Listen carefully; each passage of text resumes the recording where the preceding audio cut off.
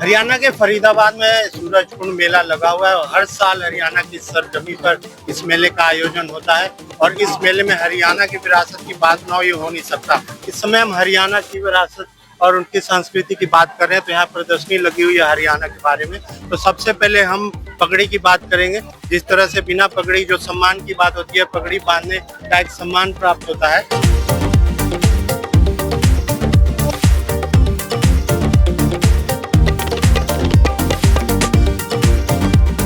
तो आप देख सकते हैं जिस तरह से पगड़ी बांधने की जो यहाँ पे प्रथा है, किसी को सम्मानित किया जाता है तो पगड़ी बांध के सबसे पहले उसको सम्मान दिया जाता है। तो हरियाणा की संस्कृति की बात करें तो इसलिए मैंने सोचा मैं भी पगड़ी बांध कर ही हरियाणा की संस्कृति के बारे में आपको रूबरू कराऊं।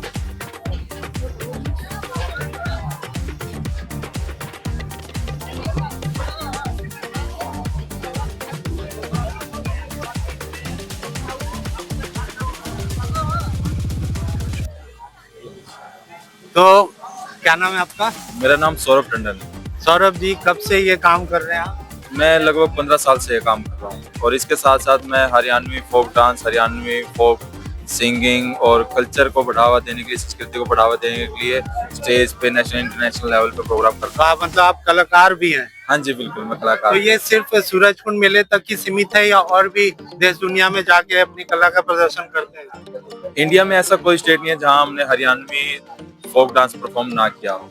तो सिर्फ सूरजकुंड तक सीमित नहीं है। सूरजकुंड सिर्फ 16 दिन के लिए आता है, लेकिन हमारे लिए ये लोक संस्कृति पूरे साल तक रहती है। तो ये पगड़ी बांधने की जो कला है कहाँ से सीखी आपने? पहले मैं हरियाणवी डांस करता था। डांस करते करते हम लोग पगड़ियाँ बांधते थे, धोती बांधते थे, तो ये कला वहीं से धीरे धीरे इस मेले में सब लोग आके आपसे पगड़ी बंधवा रहे हैं? बिल्कुल, पहले ही दिन उपराष्ट्रपति और हरियाणा के सीएम नायब सैनी जी ने ही मेरे हाथों से पगड़ी बंधवाई। और इतने पोलाइट हैं हमारे सीएम और उपराष्ट्रपति जी कि बैठे थे, उनके पास टाइम बहुत कम होता है। एक एक सेकंड उनकी इधर से उधर हो जाती है तो फिर प्रॉब्लम क्रिएट होती है। लेकिन उपराष्ट्रपति जी ने सब काम रुकवा के सब काम रोको, पहले हमारे साथ फोटो करवाई उन्होंने और फिर उन्होंने पूरे मेले के लिए बेस्ट ऑफ लक बोला कि बेस्ट ऑफ लक, अच्छा जाएगा। मैं भी आपको बेस्ट ऑफ लक बोलूंगा और मेरा भी ये सौभाग्य कि आपने उपराष्ट्रपति और न सिर्फ उनकी पगड़ी बांधी, आपने मुख्यमंत्री की बांधी और मेरा भी ये सौभाग्य कि आपने मेरी भी बांधी। बहुत बहुत शुक्रिया, बहुत बहुत धन्यवाद। तो ये सौरभ टंडन थे बात कर रहे थे कि जिस तरह से ये सूरजकुंड मेले में पगड़ी बांध के लोग को सम्मानित कर रहे हैं और यहाँ की संस्कृति भी है। तो मैं सबसे पहले ये हरियाणा विरासत सांस्कृतिक प्रदर्शनी अपना घर, इसके बारे में आपको बताना चाहूंगा। अंदर चलते हैं, अंदर आपको दिखाते हैं कि अंदर क्या कुछ खास है।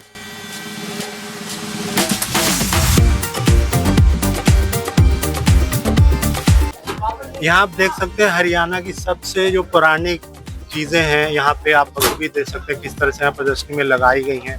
100 साल पुरानी ढेकली यहाँ पे रखी हुई है। तेल रखने के लिए प्रयोग किया जाने वाला कुप्पा यहाँ रखा हुआ है और ऊंट के पैरों में बांधने के लिए ताला, न्योल जिसे बोलते हैं, ये यहाँ पे लगाई गई है। तो इस हरियाणा के जो भी पुरानी चीजें हैं यहाँ पे आप बखूबी देख सकते हैं। कुएं में कोई वस्तु गिर जाने पर निकालने के लिए प्रयोग किए जाने वाले कांटे हैं। ये जो ढेकली आप देख रहे हैं, अगर ये कुएं में गिर जाता था तो इसको वापस निकालने के लिए ये इन कीलों का इस्तेमाल किया जाता था। ये कुएं में कोई वस्तु गिर जाने पर निकालने के लिए प्रयोग किए जाने वाले कांटे हैं। ये अलग अलग तरीके कांटे हैं। कोई भी कुएं में किसी भी तरह की कोई चीज गिर जाए तो उसके लिए अलग अलग कांटे का प्रयोग किया जाता था। मैं जानना चाहूंगा इसके बारे में।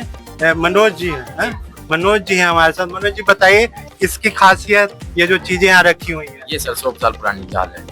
इसका क्या उपयोग होता था? ये पानी निकालने के लिए उपयोग होता है इसका। ये लिखे हुए इसके ऊपर 100 साल पुरानी टैंक है। इससे पानी भर के शेप हो जाता है। ओके। और ये वो सुना होगा कि मेरा ढोल कुएं में लटकस है, मेरी पोरी पोरी मटकस है, ये वही ढोल है। अच्छा, तो ये मतलब जो गाने हैं, जो गीत हैं, लोकगीत, उसमें भी जी बिल्कुल बिल्कुल। ये बड़ा ढोल है जो खेतों में पानी निकालने के लिए काम करता था। उस तरफ आप देखोगे वहाँ छोटे ढोल रखे हुए हैं, वो जो गाँव में जो महिलाएं होती थी वो पानी निकालने के लिए काम करती थी। ये खेतों में यूज होता है। अच्छा, तो ये अगर फिर ये इसकी क्या ये उपयोगिता है? वो कांटे बोलते हैं, और ये कांटे जैसे कुएं में कई बार क्या होता था, रस्सी टूट जाती थी तो ढोल नीचे गिर जाता था, उसको निकालने के लिए कांटों का इस्तेमाल किया जाता था। और ये ऊँट के पैरों में बांधने के लिए ताले, ये बांधने के लिए ताला बोल सकते हैं, न्याल बोल सकते हैं, उनके पाँव में बांधने के लिए, ताकि कहीं भाग के ना चले। तो मतलब जो हरियाणा की जो मुख्य चीजें हैं जो सालों से सदियों से चलती आ रही हैं, उसका एक पूरा एक यहाँ पे प्रदर्शनी आपने लगाई है ताकि लोगों को इसके बारे में पता लग सके कि कैसे सदियों पुराने उन चीजों का इस्तेमाल करते थे रोजमर्रा के जीवन में। बिल्कुल, ये हरियाणा की हम लोग कोशिश कर रहे हैं कि ज्यादा से ज्यादा चीजें हम लोग दिखाएं, लेकिन यहाँ पे जगह की कमी होने की वजह से हम बहुत कम सामान दिखा सकते हैं। लेकिन अगर हम पूरा सामान दिखाएं तो शायद सूरजकुंड का जो मेन रोड है, दिल्ली गेट और वीआईपी गेट, ये पूरा भर जाएगा, इतना सामान है। मतलब ये कि बखूबी जो खास चीजें हैं जो मुख्य चीजें हैं इसकी वजह से दिनचर्या रोज के काम होते थे वही चीजें यहाँ पे रखी गई हैं। मैं बोलूंगा ये दिखाने के 100 साल पुराने पीतल के टोकरे, इसका क्या इस्तेमाल होता था? इसमें जो बुकी होती थी, बैलगाड़ी होती थी, उनमें रख के पानी वगैरह लेके जाते थे। घर में भी बहुत सारी चीजें इनमें स्टोर की जाती थी, तो अलग अलग तरीके से अपने अपने हिसाब से इन चीजों का यूज किया जाता था। और ये सामने आपके क्या लगा है ये लकड़ी से बने हुए घंटी है, बैलों के गले में डालते थे, ये लकड़ी से बने हुए हैं सारे सारे। ओके, अब ये सामने देख सकते हैं ये बैलों के गले में जो घंटी बांधी जाती थी ये लकड़ी के बने हुए हैं। तो लकड़ी के बने होने के पीछे का कारण क्या है? लकड़ी से बने होने का कारण कोई भी नहीं है, सिर्फ ये है कि जो मेटल से बने हुए घंटे हैं वो बहुत बाद में, पहले लकड़ी से ही घंटियां बनाई जाती थी। जैसा आपने देखा होगा जानवर के गले में अमूमन आपने पीतल की घंटियां देखी होंगी, लेकिन पुराने दौर में चूंकि उस टाइम पीतल की उतनी उपयोगिता नहीं थी तो लकड़ी की घंटी जानवर के गले में बांधा जाता था। और ये बड़ी सी ये आप देख सकते हैं, ये बैलगाड़ी में उपयोग होने वाली ये पहिया है जो ये भी काफी पुरानी है, जो यहाँ पे रखी गई है ताकि लोगों को पता लग सके कि बैलगाड़ी में इतनी बड़ी पहिया का इस्तेमाल किया जाता था। और भी आगे चलेंगे, आपको और भी चीजें दिखाने की कोशिश करूंगा।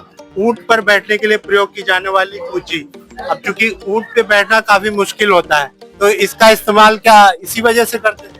ऊंट की पीठ बैठने के लायक होती नहीं है, अगर आप नॉर्मली बैठोगे तो आप नहीं बैठ सकते, लेकिन उसको सहारा देने के लिए, पीठ को सहारा देने के लिए, बैठक बनाने के लिए तो इस कुर्सी का इस्तेमाल किया जाता था। तो अब नहीं होता इसका इस्तेमाल? नहीं, अब ऊंट पे बैठता कौन है, अब तो मेलों में ही ऊंट लगाए जाते हैं, घुमा दिए जाते हैं थोड़ी सी दूर में। आजकल ऊंटों का इस्तेमाल कोई नहीं करता, आजकल 4x4 गाड़ियां आ गई है तो नहीं, फिर भी मेले में हाथी पे ऊंट पे लोग सवारी तो करते हैं घूमने के लिए। हाँ, उसके लिए कुर्सी का इस्तेमाल किया जाता है। अब ये देखिए मुगली ताले, अब ये मुगली ताले की कहानी क्या है, मैं इनसे सौरभ जी से जानना चाहूंगा, क्या है मुगली ताले? मुगली तालों का मतलब ये है कि मुगलों के आने से पहले कभी हमें तालों की जरूरत पड़ी ही नहीं। हम घर में कुंडी लगा के चले जाते थे, हमारा घर ऐसे कैसे सेफ रहता था। लेकिन मुगली राज आने के बाद चोरी का भी सिलसिला चलने लगा, उसके बाद ही हमें तालों का पता लगा कि हाँ, हमारे ताले भी कोई चीज होती है जिससे हम घर को लॉक कर सकते हैं। तो मुगलों के समय से ही ताले की प्रथा शुरू हुई है, मुगलों के समय से पहले ताले नहीं होते। मतलब इस मुगली ताले का इतिहास ये है कि मुगलों के दौर के समय में जब लोग कुंडी लगाया करते थे, लेकिन जब उस टाइम चोरी और इस तरह की घटनाएं होती थी तो इस ताले का इस्तेमाल किया जाता था। वो भी आप बखूबी यहाँ देख सकते हैं कैसे इन तालों को यहाँ पे सजाया गया ताकि लोग इसके बारे में जान सकें कि आखिर इसका क्या इस्तेमाल होता था। तो बहुत सारी चीजें यहाँ रखी हुई है, गांव में पानी लाने के सिर पर रखी जाने वाली गिंडी, लुगदी से बने बोहिए, ऐसी बहुत सारी चीजें। सबसे यूनिक चीज मैं दिखाना चाहूंगा। हाँ सौरभ जी बताइए क्या है? ऑडियंस से पहले, मेरे बताने से पहले कमेंट में एक बार बता दो कि ये क्या है, फिर मैं आपको बताता हूँ। इसको बोलते हैं घड़ी। घड़ी? आप हैरानी मानोगे कि ये घड़ी कैसे? ये तो ऐसे कोई बर्तन सा लग रहा है। बर्तन सा लग रहा है, इसके बीच में छेद है। हाँ। ऐसे रखोगे, इसमें पानी भरना शुरू हो जाए। पानी भरने का मतलब है 24 मिनट की घड़ी होती है, और बोलते हैं ना कि बैठ जाओ घड़ी दो घड़ी बात करते हैं, तो यही वो घड़ी है, 24 मिनट की घड़ी होती है। 24 मिनट बाद ये पूरी पानी की भर के डूब जाएगी। पहले खेतों में जब पानी देते थे नहरी पानी होता था, तो उसका समय होता था कि 2 घड़ी 3 घड़ी आप पानी लगाओ, उसके बाद हम पानी लगाएंगे, तो घड़ी के हिसाब से ही पानी लगाया जाता था। मतलब आपके इसकी खासियत देखिए, ये पानी वाली घड़ी है। वक्त को समझने के लिए ये इस पानी वाली घड़ी का इस्तेमाल किया जाता था। अभी ये कटोरा सा दिख रहा है आपको, एक खाली है, लेकिन इसमें एक छोटा सा होल है। अब ये 24 मिनट के अंदर अगर ये पूरा भर जाएगा तो समझिए कि उस वक्त का पता लग जाएगा। मतलब ये इस पुराने दौर में इस तरह की चीजों का इस्तेमाल किया जाता था समय देखने के लिए। अभी बखूबी और लोगों के लिए काफी ये जानने के लिए ये बहुत इम्पोर्टेंट चीज है कि पहले के दौर में कैसे लोग समय को मापते थे। यहाँ देख सकते हैं पूरा पुराने दौर में जिस तरह से ये तराजू आप देख सकते हैं, तराजू का यहाँ पे रखे हुए इस्तेमाल किया जाता था, और तोल के लिए प्रयोग की जाने वाली ताकड़ियाँ, हर तरह की तराजू आप यहाँ देख सकते हैं। हालांकि तराजू का दौर तो अब भी है, लेकिन अब बहुत कम इसका उपयोग रह गया, क्योंकि डिजिटल युग में अब हर चीज इलेक्ट्रॉनिक तरीके से मापी जा रही है। सबसे अहम बात इस बाट की करेंगे। अब तो अमूमन हर केजी के हर लेवल पे बाट अब उपलब्ध है। डिजिटल दौर में अब वेइंग मशीन आ गई है, लेकिन पुराने दौर में इन बाटों का इस्तेमाल होता था। क्या कहेंगे, ये क्या है और इसकी क्या उपयोग होता था? नमस्कार सर। इनमें पहले वो दो लोग करे करते पहले इसके साथ। हाँ जी, ये है 1 मन का अपना 40 किलो। ये शेरम है, ये आप दमन है, ये शेरम है सर बाट 40 किलो। हाँ जी, ये पत्थर का कई सैकड़ों साल पुराना बाट है। सैकड़ों साल पुराना? हाँ, अच्छा, सैकड़ों साल पुराने ये पत्थर की बाट है। ये सब लोहे की बाट है, अलग अलग वजन इसमें इसे मापा जाता था। ये 40 किलो का है, तो अलग अलग बाट का इस्तेमाल किया जाता था, क्योंकि उस दौर में बखूबी 10 किलो 20 किलो 40 किलो के हिसाब से एक पैमाना बनाया गया था। उसी हिसाब से इन बाटों का इस्तेमाल किया जाता था। आप ये देख सकते हैं हाथ से बनाई गई चंगेरी, अमूमन गांव घर में ये सब देखने को मिल जाती है। यहाँ लगाई गई ताकि लोगों को पता लग सके गांव में किस तरह से लोग अपनी चीज़ों का इस्तेमाल करते हैं पुराने दौर में। तो ये हरियाणा की प्रदर्शनी है, विरासत है, जो कि आपके लिए जानना जरूरी था, क्योंकि हरियाणा के सूरजकुंड मेले में हरियाणा की संस्कृति और उसकी विरासत की हम बात कर रहे हैं। ये व्यापारियों के लिए आपने देखा होगा इस तरह से ये गल्ला बोलते हैं इसको, गल्ले पे व्यापारी सेठ बैठते थे और ये उस समय इस्तेमाल होता। अभी भी बहुत लोग इसका इस्तेमाल करते हैं। लाला जी का काउंटर है सर। लाला जी का काउंटर हाँ जी, अभी भी लोग इस्तेमाल करते हैं। हाँ जी करते हैं। हाँ, क्योंकि ये काफी उन दौर में आपने देखा होगा कईयों के पास इस तरह के वो गल्ला होते थे। अभी भी कई व्यापारियों के पास इस तरह के गल्ला देखने को आपको मिलेगा। ये संदूकें हैं, ये मिट्टी का तेल कंटेन करने के लिए ये कंटेनर है। तो ऐसी पुरानी चीजें आपको बखूबी देखने को मिल जाएंगी। सबसे बड़ी बात करेंगे हरियाणा के वो संस्कृति की, पोशाक की, 80 कली का घाघरा। यहाँ पे आप देख सकते हैं किस तरह से यहाँ पे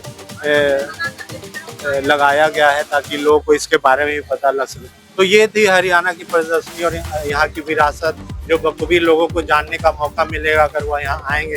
तो मुझे भी इसकी अनुभूति हुई कि मैं भी इसका अनुभव ले सकूं। अगर आप भी मन बना रहे हैं सूरजकुंड मेले आने का, तो हरियाणा की प्रदर्शनी में घूमना ना भूलें।